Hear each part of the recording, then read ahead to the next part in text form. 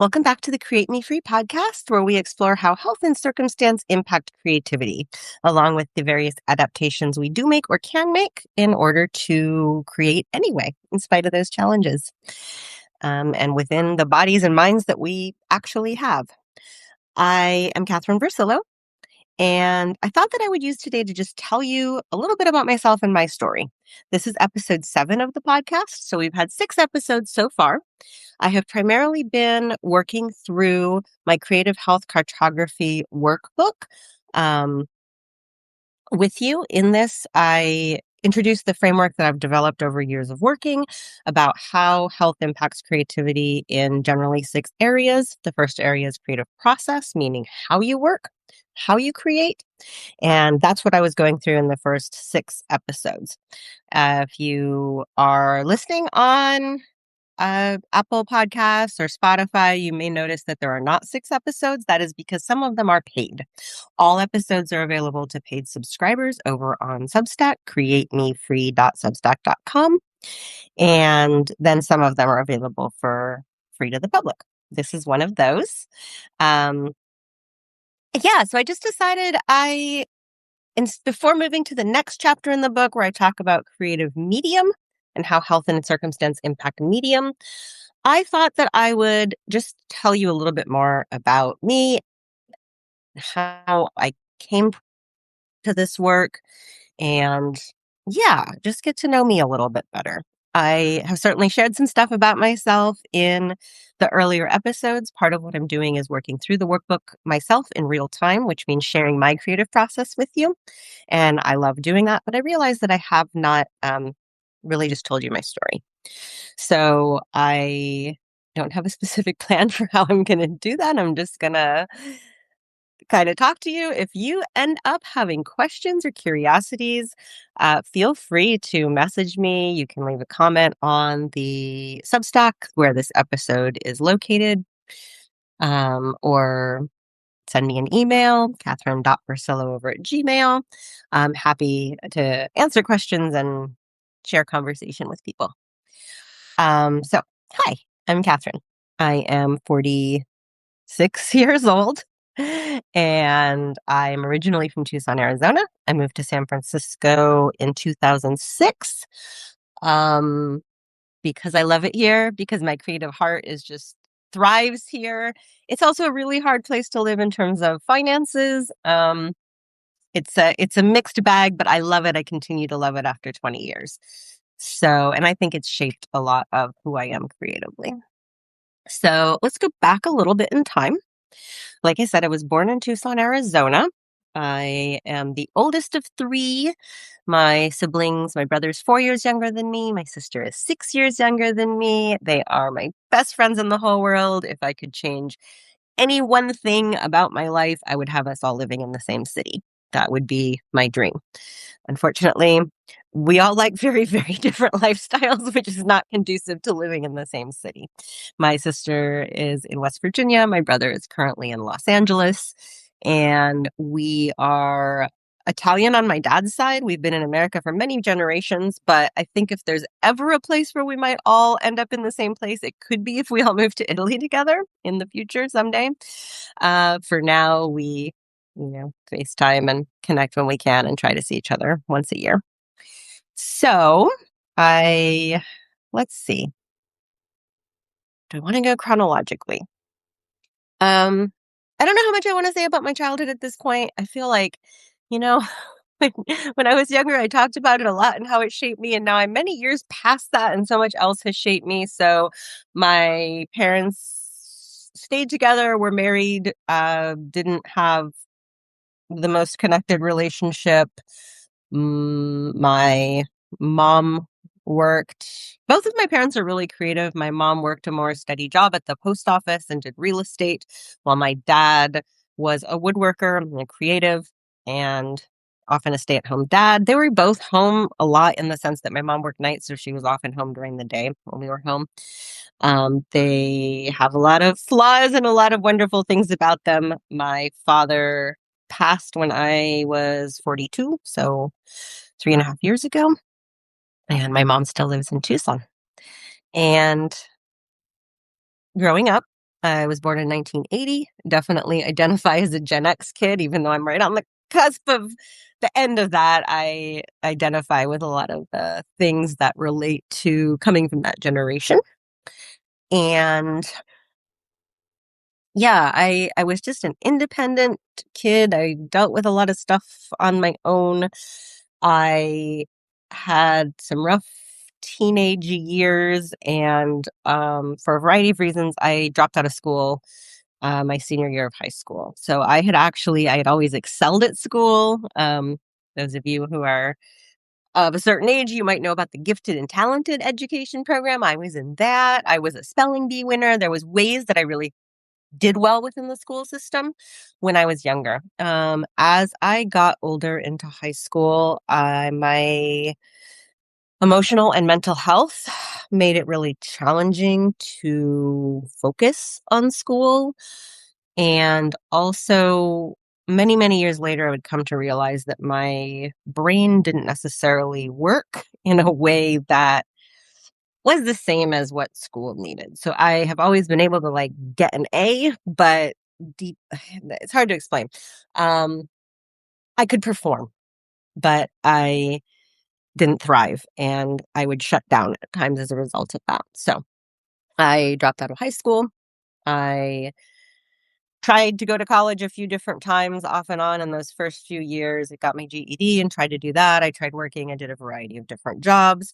And what was chasing me a lot at that time was undiagnosed depression.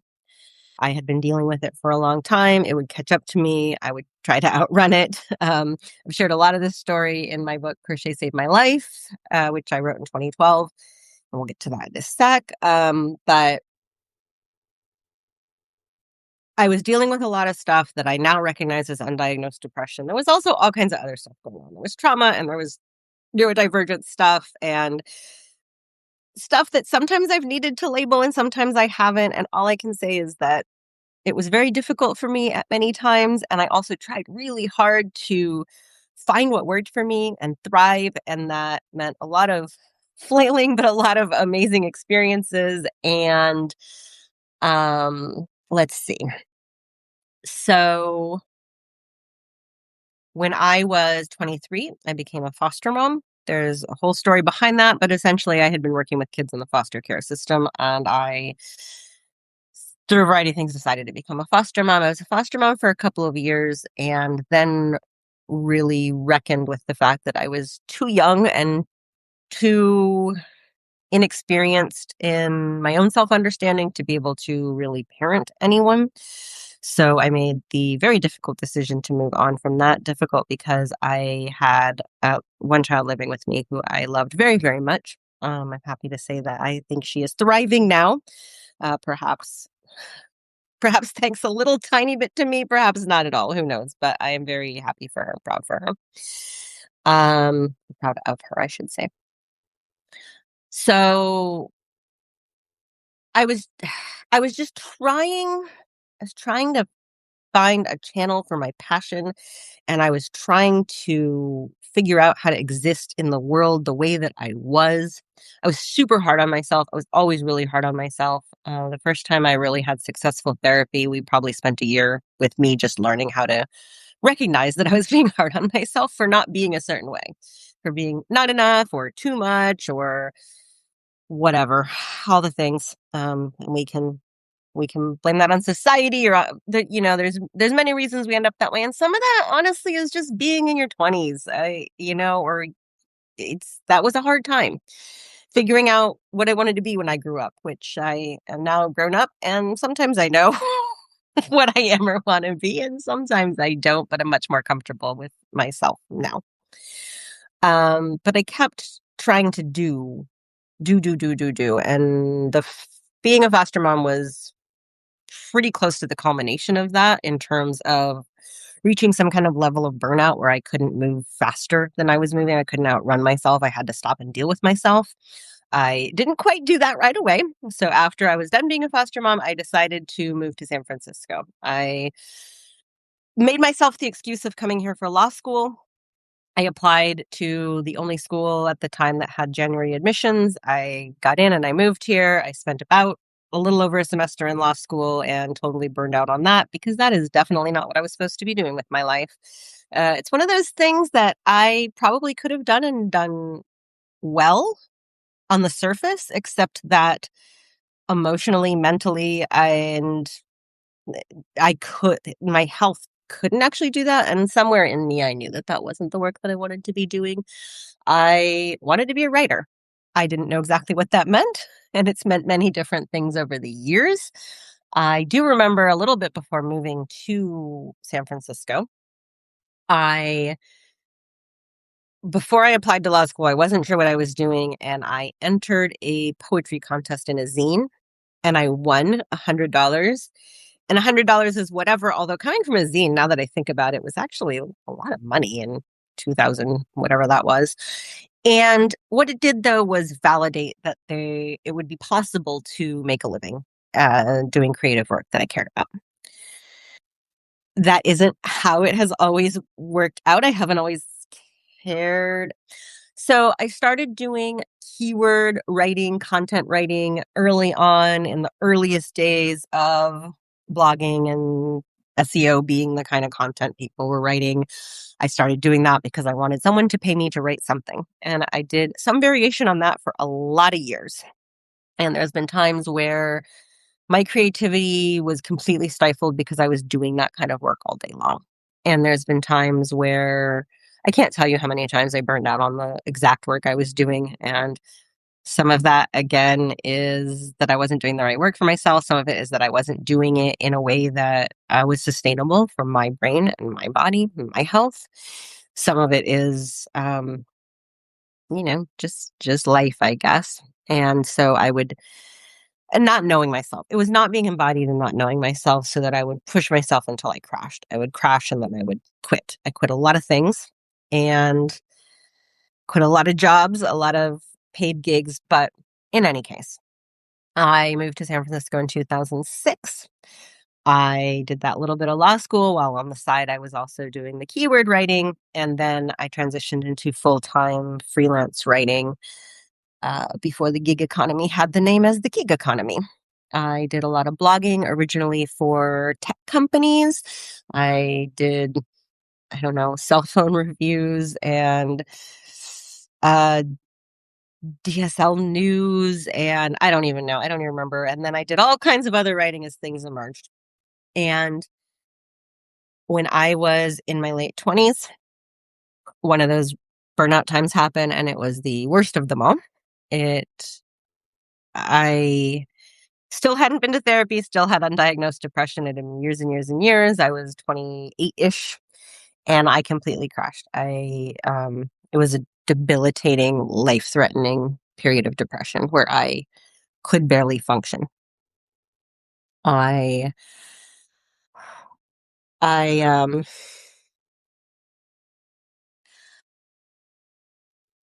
I ended up finding my way out of that through a lot of. I found a really great therapist for the first time who helped me, like I said, learn to be gentler with myself. She helped me get hooked up with a psychiatrist, and I started on SSRIs, which I have no opinion on what anyone else should do with medication. I think it's very complicated. For me, it was life-saving at the time, and often has been. Therapy, I had a terrific support system of family and a couple friends. And also, this was the time when I found crochet. Um, there wasn't a whole lot that I could do that was productive and creative and didn't take up all of the energy that I had because I had very little. I had read somewhere or heard somewhere that you should try to return to the things you loved when you were a child. And to be honest, I didn't crochet a ton when I was a child. I remember my mom teaching me. I learned how to crochet a chain. I don't know that I did anything other than that. But in general, the crafty thing, definitely I did a lot of. I made a million friendship bracelets as a kid. I tried to sell them at swap meets and door to door. I was always just a really hands-on crafty kid. And so I picked up a crochet hook and a children's book about learning how to crochet. And I started crocheting. And now I came to realize that there were a few reasons that it was super healing for me. One being just that it gave my mind something to focus on, so I wasn't ruminating so much. Ruminating was the number one problematic thing that I did. That was a hallmark of my depression that made things worse for me. So it gave me a focus without it being too overwhelming. I think trying to learn something really complicated wasn't going to work for me at that time because I couldn't focus enough. My brain was really scattered. So crochet worked for me. There's also all kinds of science about getting into your body and relaxing your nervous system and cross body healing and all kinds of stuff, which I came to research and write about. So I started writing a blog and I started sharing about how crochet was helping me.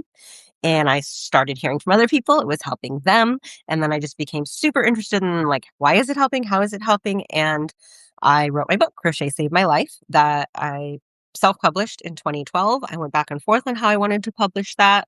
I decided that I wanted to self-publish for a variety of reasons. I've always liked self-publishing, and there's pros and cons. There was a lot I was insecure about when I published that book. There's ways I would certainly do it differently now, many ways. At the time, one of the biggest decisions I couldn't make was whether I wanted to include the stories that people had shared with me in the same exact way they shared them, or how I wanted to do that. And I ultimately ended up being really repetitive in the book. That was probably its biggest flaw at the time. It could have used an editing eye. I, however, am super proud of that book. I put a lot of work and research into that. And at the time, there just wasn't a lot of people writing or exploring about how crochet specifically had healing benefits. There was some research over the years about knitting and its benefits, or handcrafting in general and its benefits. I was really intrigued if there was something about crochet specifically, and just talking to people who crocheted. I think at least my experience at the time was that crochet was kind of considered the like ugly little stepsister of knitting. And so knitting was higher level. And of course it was therapeutic or whatever. And crochet was denigrated as, or demoted to this little hobby that wasn't taken as seriously. So I interviewed a lot of people about how it was helping them through all kinds of mental and physical stuff. And I wrote my book. And then that led to about 10 years of developing an expertise in that area, continuing to interview people. There used to be a monthly digital magazine called Happily Hooked, and I had a monthly column called Crochet Heals, and I would interview people for that, as well as do research and read books, etc., and write that column about how crochet was healing people. And along the way, I wrote for all kinds of different magazines, all kinds of different blogs. That was really the height of when, for me at least, blogging could be somewhat financially sustainable as a career. So I was getting paid to write for websites like Red Heart Yarn and magazines like Crochet Today. And I was writing tutorials, and I was writing history, and I was writing my own blog, which had ads on it. And I wasn't making a ton of money, but I was getting by. And it was really cool to be able to be getting by doing something, writing something I cared about and loved to write about. As the industry shifted and SEO shifted and the algorithm shifted, my place in it shifted. Some of that due to what people were now paying for was really only the tutorials and the like roundups. They weren't looking at the health or the history or any of the aspects of crochet that actually interested me.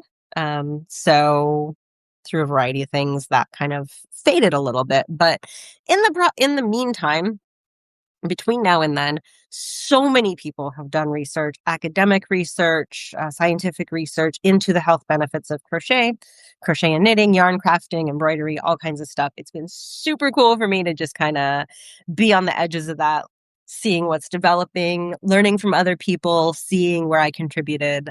Some of the stuff that I've written has been cited in academic papers, and I went on to write in 2015. I self-published my book, Hook to Heal, which is 100 crochet exercises that I developed to help people find ways to use crochet to improve their lives in different ways.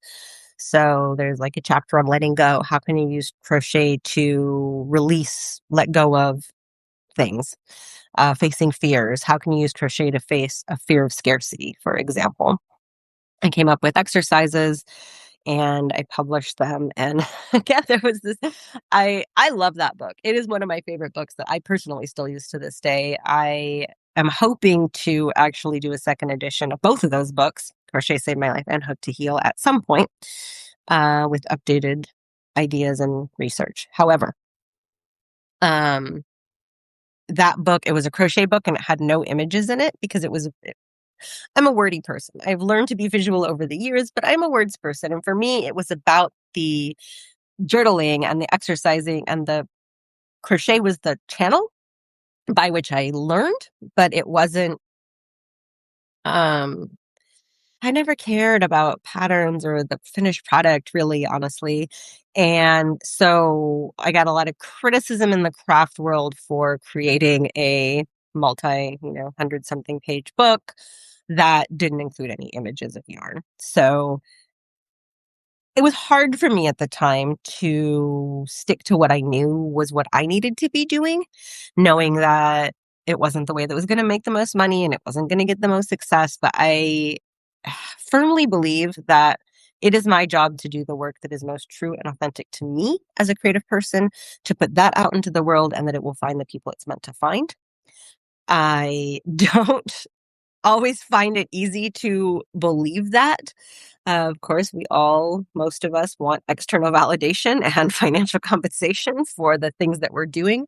But ultimately, I do deeply believe that. And those two books are books that I'm really, really proud of because I did that. Whether they were excellent or as good as they could be really isn't the point. The point is that I did what was truest to me at that time.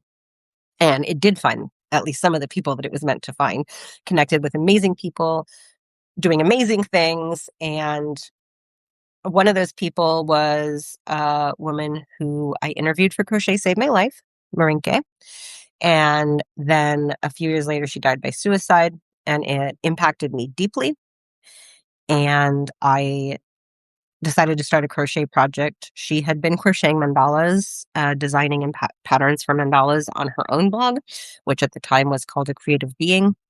And I invited people to send crochet mandalas to me along with their stories or thoughts about how crochet heals, about depression and suicide. And I spent about 2 years on that project, just posting daily blog posts and compiling and photos and sharing the stories. And that ultimately became a book, a coffee table book, sharing some of those quotes and stories and all of the images of the mandalas. I connected with two really, really great women who make up the team Thread Thread Winners. Oh my gosh. Alyssa and Liz. My apologies for mixing that up on this day. My brain. We worked on gallery shows together. They were amazing in curating 2 gallery shows for me down in Southern California. In one of them, my brother got to join. My brother works with packs of dogs, and he brought a pack of dogs to provide pet therapy, and we did all kinds of cool stuff and spread the word about depression and suicide and crafting to heal. Those 3 books make up the big body of work about how crochet heals and represent the aspect of art and healing that I was most interested in at the time, which was the therapeutic benefits of handcrafting. I grew and changed, and my interests grew and changed. I became interested in the ways in which crochet wasn't healing, specifically for me. So I have lived with lifelong depression. It's been called double depression. I kind of exist at a low grade level of depression a lot of the time. And then I have bouts of major depression that creep in and become really debilitating. For the most part, I find that fairly well controlled these days. As I said, medication has saved my life. I was on SSRIs for a super long time. And then a few years ago, my doctor recommended Wellbutrin, and I thought, sure, why not? I was in a desperate place. I tried it, and immediately it made this humongous shift for me. And I realized that I had probably been missing some kind of dopamine connection for or production or something for my entire life. And everything changed for me when that shifted. I didn't need to get my dopamine from other places that were more dramatic and less healthy. So that's been healing for me. Again, I don't think medication is or isn't right for anyone. I think your body and your mind are your body and your mind. You should do absolutely what's right for you at any given time. I share that I'm on medication because I think it's important that we don't stigmatize that for other people. When I was 17 to 27, 28, it had been recommended that I try medication, and I was so opposed to it. And I think there's good reasons to be opposed to it, but like I said, it saved my life. So in any case, where was I going with that? Oh, so in periods of depression where I found crochet wasn't helping me. And I became curious about why. Like, why does it help sometimes and not other times? And in what ways does it help? And how do other art forms help? So a lot of times when crochet isn't right for me, when writing isn't healing for me, writing is a super complicated one for me, you guys. I love writing, and I find it to be it's my prevalent form of self-expression. Like I said, I'm very wordy, as you may have noticed as I speak going through this whole podcast. It's complicated because it's been my career. And it's complicated because sometimes words just aren't sufficient, or they don't come the way they need to come. Or sometimes for me, words can actually gloss over. I can be really good with words, and I can almost trick myself into thinking things are a certain way for me when actually they just came out sounding that way easily. And so over the years, I have learned to express myself and find healing in other art forms. So crochet obviously is the main one, but I also collage and I do some photography stuff. And those provide nonverbal, more visual healing ways for myself. So I became interested in, okay, well, when crochet doesn't work and collage does, why is that? Where is it? How is it actually helping me? And how is it not helping me? And is there even one way it's harming me? And just became interested. I come first and foremost from lived experience. I share my experiences, and then I try to connect with others, and I try to research and learn the science behind it and put it all together into what my personal understanding is of the world around me and within me. Whew. When I was in my 30s, I decided to go back to graduate school to get a master's degree. So I finally did get I did go back to school and get my bachelor's degree. It was when I had foster kids. I felt like, okay, I need to do something with my life. And so I did a 4-year bachelor's degree in public agency service, which is essentially a form of social work. The reason I picked it is because it was one of the only degrees online at the time that you could complete almost entirely online. And I didn't realize the reasons that I couldn't attend classes, but because of neurodivergent stuff and anxiety stuff and depression stuff, it didn't work for me. I could work online really well. So I completed my 4-year degree in 2.5 years online, for better or worse. And so I had my bachelor's. I, as you know, started law school, decided that wasn't the right thing. When I was in my 30s, I went back to school to get a master's degree in psychology. I went to California Institute of Integral Studies. I did their integral counseling program, and it changed my life by showing me it was the hardest thing I ever did. And it wasn't hard because of the academics. It was hard because we were a cohort we started out 16 and became 14 people who met for super intensive weekends for it should have been 3 years. I'll get to that. And the relationships that it forced me to have, it allowed me to have, the dealing with people in a different way, the empathy, the vulnerability. It was all super hard for me. And also I was ready for it. And so, That said, 2 years into the 3-year program, I realized I did not want to be a therapist, which is what the goal of the program ultimately was. And there were plenty of reasons for that. And I don't know that I need to parse it down, but I have always been a writer as a career or an artist as a career. And I periodically, every few years, think that maybe I should be doing something else. And I start doing something else. And it always leads me back to I am a writer and an artist. But those other experiences are absolutely invaluable to my growth and who I am as a person. And it's all kind of tied together. I have never once regretted any of the things I have done and then decided not to do. So I did 2 years of the 3-year program, and then I took a 1-year break to figure out what I was doing with the program. I ultimately decided I did want to finish the program. It was important to me to show myself that I could complete it and to do so in a way that was healthy for me. So I ended up getting that degree, but I did not ever pursue becoming licensed as a therapist. I realized that wasn't right for me at the time. But I started doing a lot of therapy adjacent work. So a lot of that at first was and still is writing for therapists. So providing mental health content to websites and all kinds of related stuff. I got to learn a lot about actually working with clients by working adjacent to therapists who were working with clients and understanding their experiences, and then doing a lot of stuff in the realm of art as therapy and continuing crochet as therapy without it being licensed therapy. It's not art therapy, it's art as therapy, which is slightly different in any case. Where am I? Where do I want to go from here?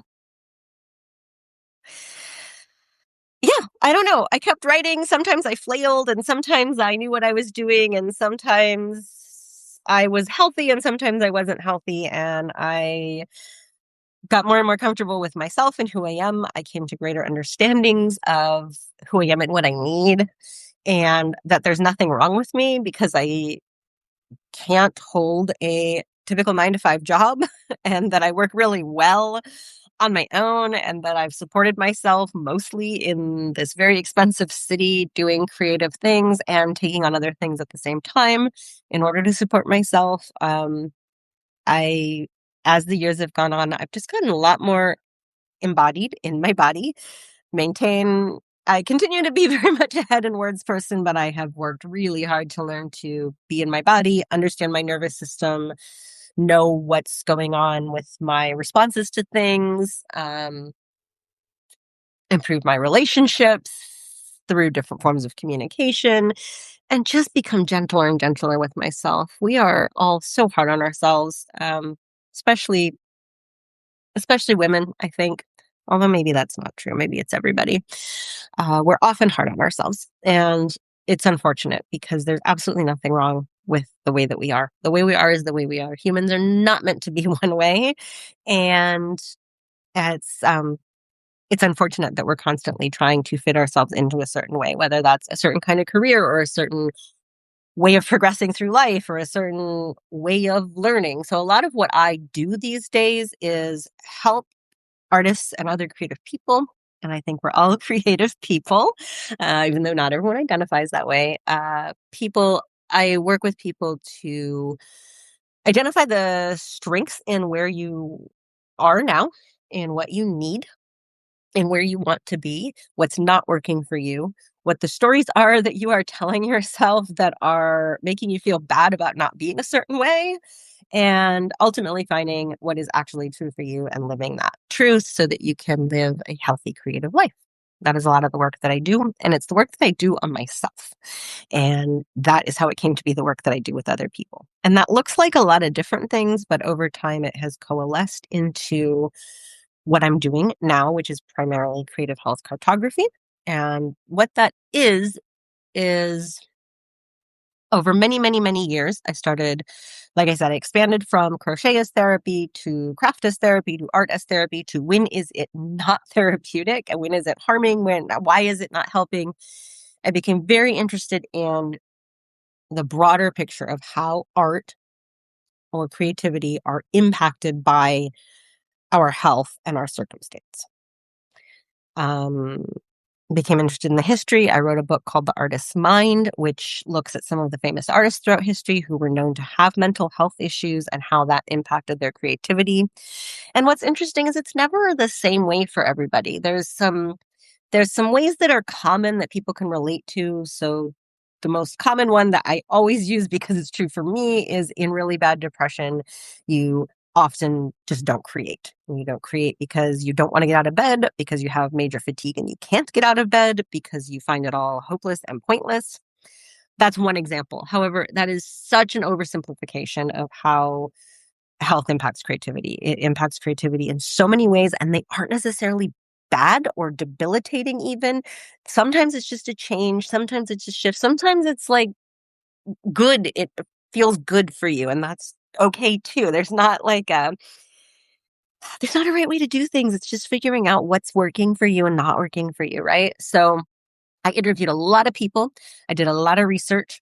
I went back to school and started a master's degree program in visual and critical studies so that I could better understand from the outside how the images and art that we take in impact us as a culture and what they also reflect about us as a culture, but how they impact us. Unsurprisingly, I did not finish that degree.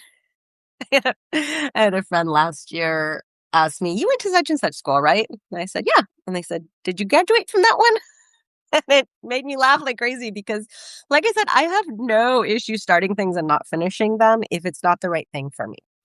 Um, I love finishing things that are the right things for me. But so I did 1 year of a 2-year program in visual critical studies. I got so much out of it because of the people that I met and the way that it shook up my life. And that was a few years ago. And through the research and the education and the conversations and the interviews I did with people and the lived experience, I came up with the framework identifying that, generally speaking, health and circumstance. So I used to just say health. And then I realized by health, I really meant all aspects of wellness. I don't think it's separate. So I don't think our financial circumstances are separate from our physical and mental health. I think one can be more prominent. They can interact in all kinds of different ways, but I don't think they're separate. And so I have started being a little broader and saying health and circumstance. But I've looked a lot at how mental and physical health impact creativity, but I've also looked at financial health and social health and relational health and systemic issues. And some of those I'm digging deeper into these days. And continuing continuing to learn. But what I have ultimately come up with is that health and circumstance tend to impact creativity broadly in 6 areas, and that we can look at each of those 6 areas to identify patterns. So the 6 areas are creative process, meaning how you work; creative medium, meaning the form you work in, whether that's I tend to include scale in this section, but also the actual material that you work with. So you work with fiber, you work with clay, you work with words, you work with film. Medium. Content, what you are actually creating about. Productivity. Creative productivity, meaning your output, how you work, not just the amount, but also the consistency or lack thereof. This is a huge one for people. Health, mental health, financial health, it often just variations in being a human often impact productivity. And a lot of the advice out there is imagines that there's consistent productivity across a lifetime, that, oh, you should get up every morning and work before you go to your other job or before your kids get up or whatever. You should write 500 words a day, or a lot of it assumes a body and mind and life that have consistency across every day. And that just isn't true for most of us. So we have all these ideas about productivity and our lack and our laziness and all this. And I absolutely just don't believe they're true. So productivity is a big one. It's, then the next one's identity. And mostly I look at artistic identity. Do you identify as an artist, a writer, a maker, or do you not? Do you have a complicated relationship with that? Is that impacted by your health and circumstance? So if you are in a position where you make creative work but don't get paid for it, or you aren't able to make creative work because your health is impeding it, do those things make you feel like you aren't creative or aren't an artist? That's one example of identity. And then the last category is business and sustainability. So sustaining a career over time, business if you want to make money off of your creativity, or if your health impacts your ability to make money in general, which then impacts your capacity for creativity. So those are the 6 areas that I have kind of found everything can sort of be slotted into. So our health and circumstance tend to impact our creativity across creative process, medium, content, productivity, identity, and business or sustainability. That's my framework that I work from. And I have developed something called creative health cartography, which explores those 6 areas, those 6 lands. And I look at that in a lot of different ways. My creative health cartography workbook is available as a PDF, or it's available on Amazon as a print workbook. And it looks at the 6 different areas with some reflection prompts and ideas. That's one way of mapping cartography. I use the mapping metaphor pretty broadly, and I've become super interested in recent years about map making and what that means, how it relates to society and truth and reality. There's obviously lots of colonial issues with the history of map making, but there's also some super interesting history about alternative maps. And I'm talking about geographic maps right now. Alternative maps, alternative ways of looking at the world that aren't centering the typical globe we often think of. I'm also really interested in how GPS has changed the way we relate to the world around us. So the mapping that we are used to every day now, and how that's just different from what it used to be. When I was 21, I got into my pickup truck with my then boyfriend, and we drove all around the country, and we had maps that were paper maps, and often had to stop at gas stations and get new maps. And we had a cell phone, but it was really expensive to use, and we didn't use it, and it certainly didn't have GPS. And I don't know that I could do that today.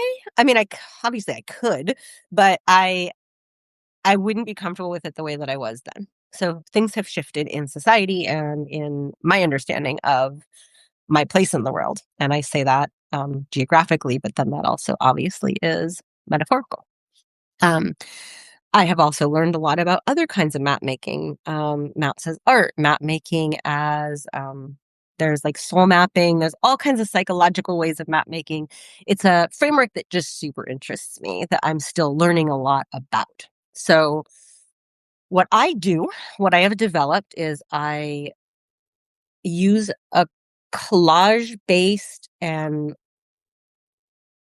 text-based process of helping people map their creative health terrain, their landscape of creativity, with attention to those 6 different areas I talked about.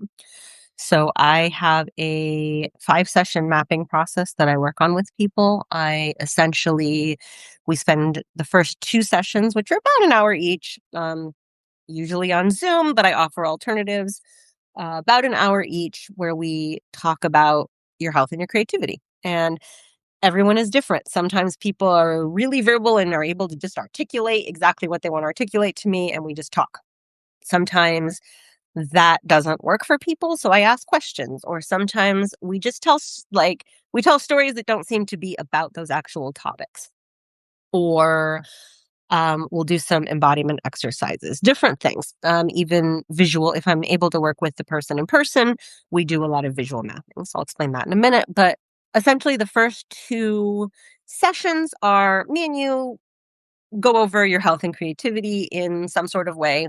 And I look for patterns. You might identify patterns as well, but I am looking for patterns and looking at those 6 different areas and trying to identify um, what the core things are that keep coming up, the themes.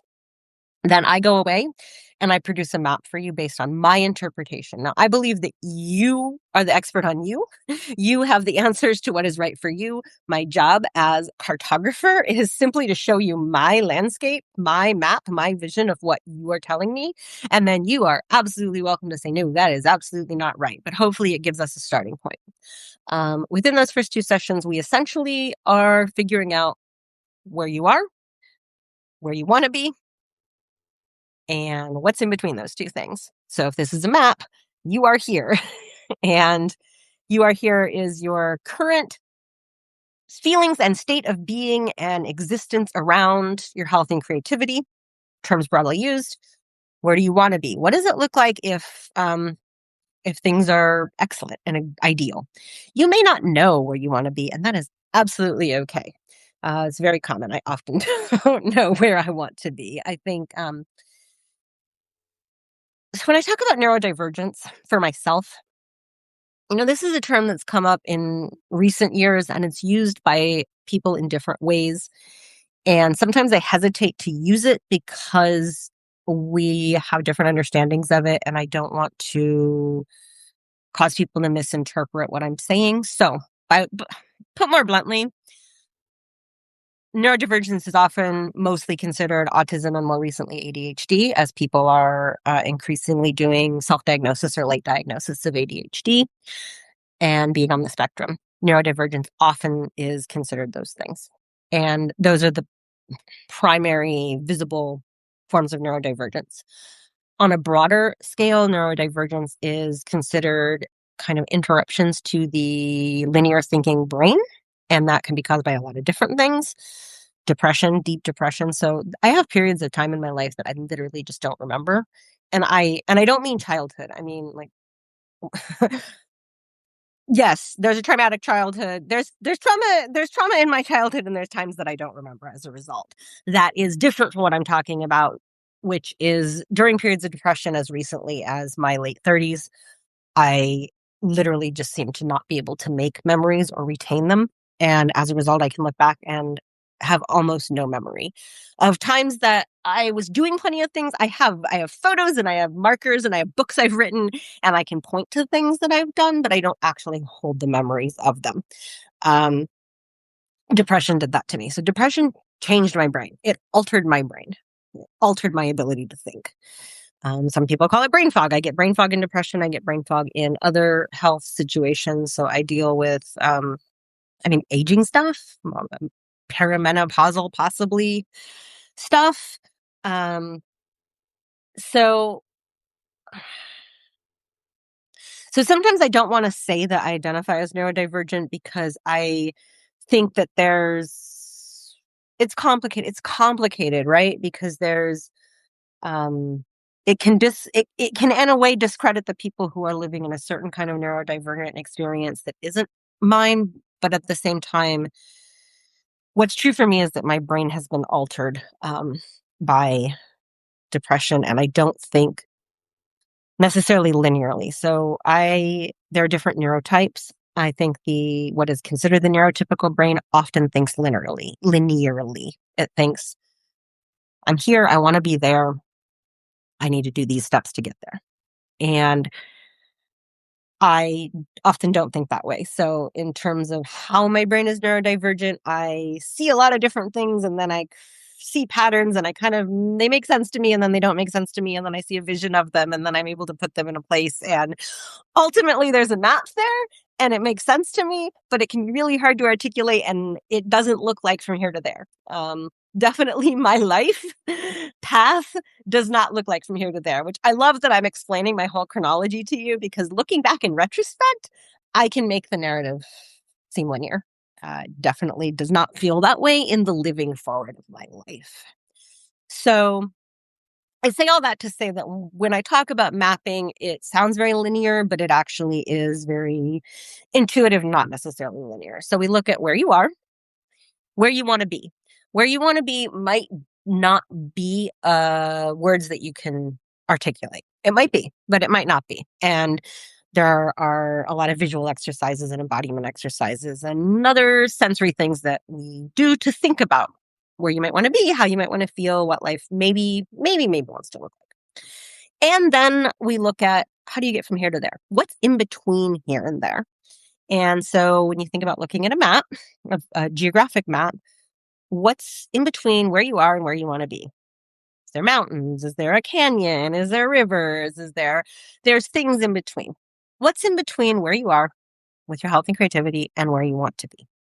We look at that and we identify the different blocks that are in the way. And we look at that through the lens of those 6 different, that framework that I explained. And then I go away, I make a map. It is a written report and it is a visual map, usually collage. I also use digital tools. I we can talk about AI. I sometimes want to talk about AI and sometimes don't. Sometimes I get really sick of the AI conversation. I utilize AI in a lot of my work. I have a disclosure that explains how I use it and why I use it.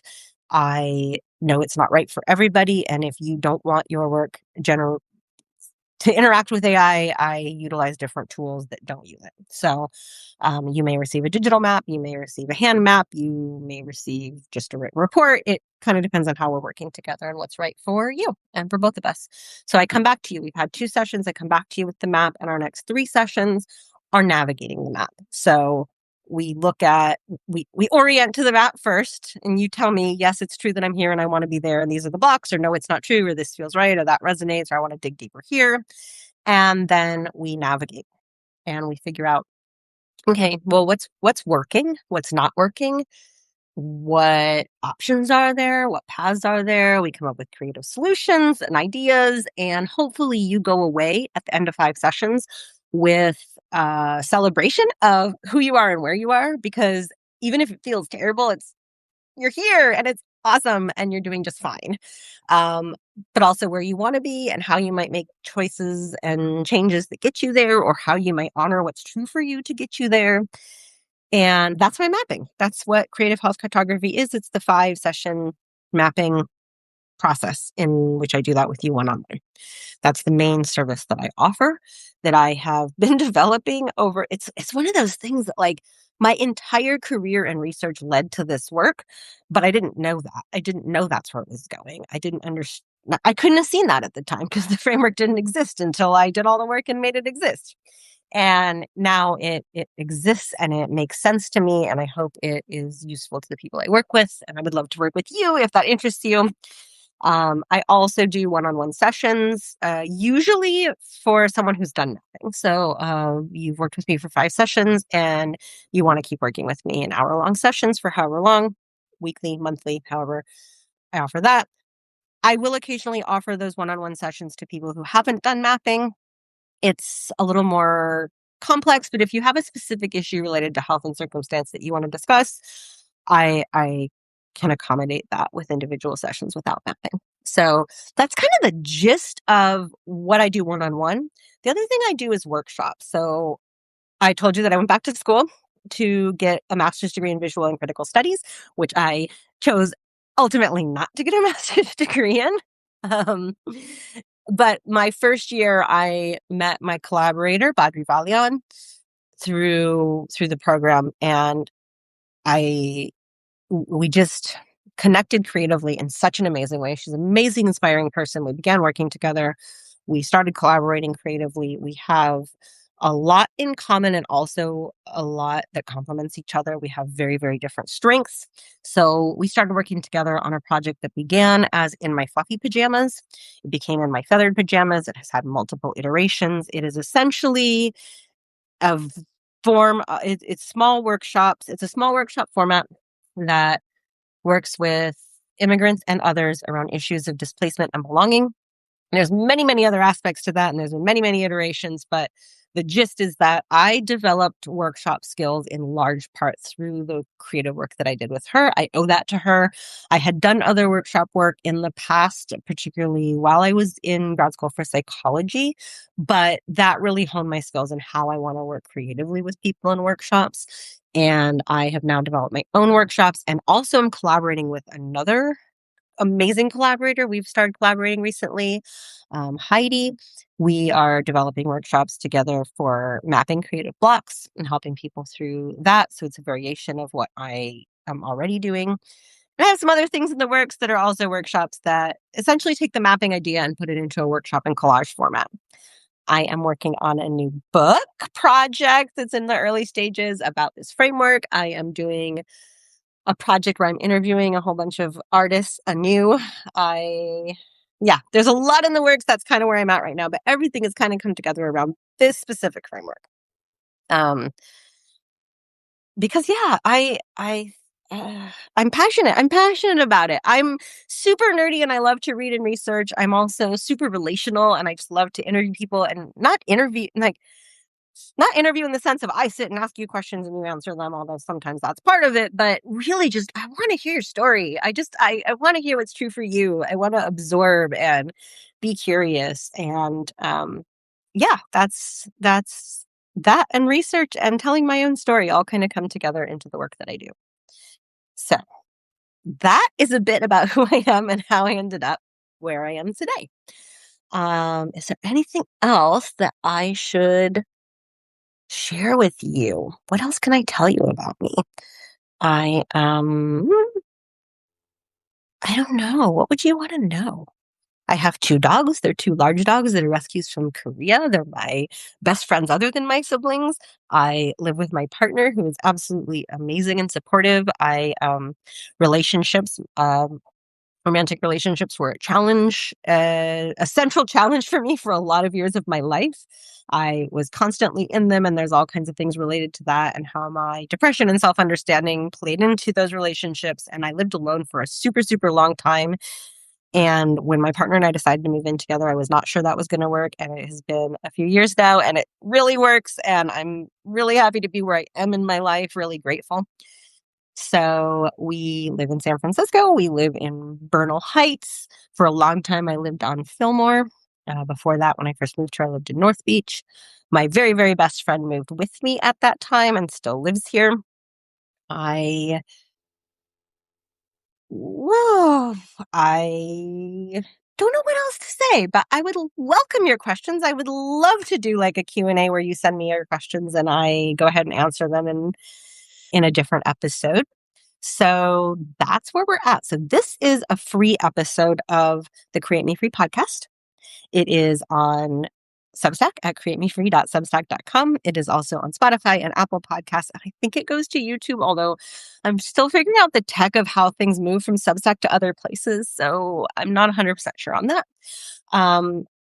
Only the free episodes go to those places. I have chosen to offer some of these episodes free, but many of them paid. I have spent many, many, many, many, many, many years of my life doing free work, free creative work, mostly in the form of writing. I don't want to do that anymore. So I offer as much as I feel comfortable doing for free, and the rest I really need to be compensated for. The thing that's cool about Substack when it works, or Patreon or any of those, is that each person only needs to give a little bit for it to be sustainable for the creator to continue creating. Of course, that's a challenge because like on Substack, we all want to support as many people as possible and we don't have the money to support everybody. So I understand all that. I think it's a complicated system. It's not my favorite system. I honestly wish that our society compensated each of us better as creatives. But point being, I offer as much as I can for free, and some of these episodes, including this one, obviously, are free. However, 3 to 4 episodes a month are paid, and I greatly, greatly, greatly, greatly appreciate anyone who chooses to pay.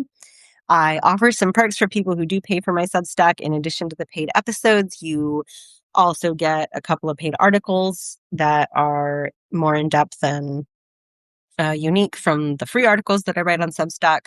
If you are on Substack yourself, I do a lot of promotion for you, monthly or quarterly, depending on how you subscribe. So I try to offer perks. I believe in giving as much as I can. I also believe in fair compensation for what I do. So this is episode 7. Episodes 1 through 6 went over creative process. And in those episodes, I go through how health impacts creative process in a variety of different ways. So I look at theory, I look at art history, I go through my creative health cartography workbook and work through some of it live so that you can see what it looks like for me working through it. Then now we're going to do the same thing with mediums. There's going to be 4 or 5 episodes about how health and circumstance impact creative medium. So the materials you use and the scope in which you use them. So for example, a lot of people discover over time that they can't work with certain chemicals. So that changes their medium because they can't maybe paint in the same way or work with wood in the same way or whatever it is. They changes their medium. Medium also sometimes changes because of physical changes where you physically can't do the medium you were doing before. You were doing large scale life-size sculpture and you now can't do that because something in your health has shifted and you can't physically do that. Or you lose a sense, you lose your hearing, you lose your sight, and you can't work in the medium that you worked in before in the same way, so you switch mediums. There's been a lot of examples in history. I'll share some examples from my own life and we'll work through the workbook. Next episode will also be free. It's the overview to creative medium, and then the rest of that will be paid. So I guess it's been an hour that I've been talking. I hope that you enjoyed learning a little bit about me. I really welcome your questions. Feel free to send them, and I will talk to you next week. Take care.